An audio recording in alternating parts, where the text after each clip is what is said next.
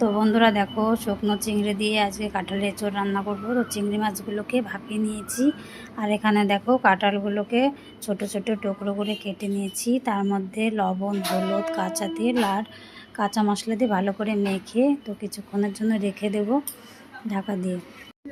মাছগুলো এখন দেখো ঠান্ডা জলে ভালো করে ধুয়ে নিচ্ছি, আর এভাবে চেপড়ে চেপড়ে একটা প্লেটে তুলে নিচ্ছি।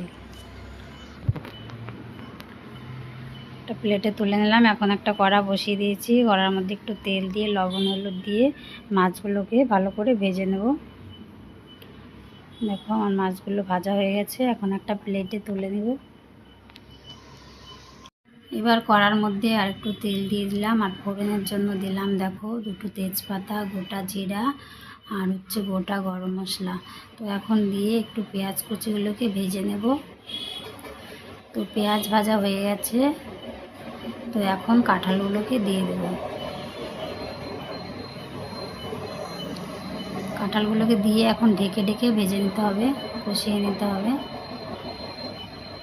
তো আর একটু কাঁচা তেল দিয়ে দিলাম, যেহেতু তেল মশলা একদমই কম দিচ্ছি। তো আমার হাজব্যান্ড তেল মশলা খুবই কম খায়, ওর জন্য সব কিছু কম করে রান্না করছি। কাঁচা লঙ্কা দিয়ে শুকনো লঙ্কাও ব্যবহার করে নিই।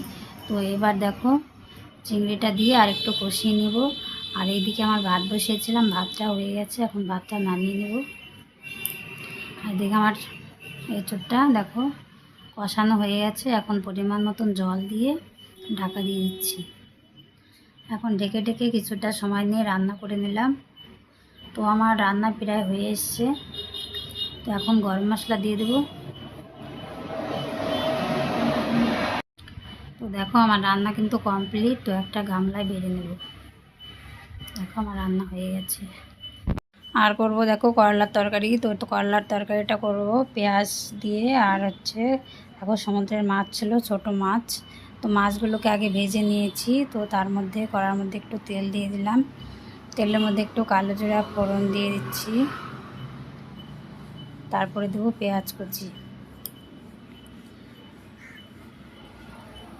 তো পেঁয়াজ কুচিগুলোকে ভালো করে ভেজে নিচ্ছি, তারপর মধ্যে একটু কাঁচা লঙ্কা চেরা দিয়ে দিলাম।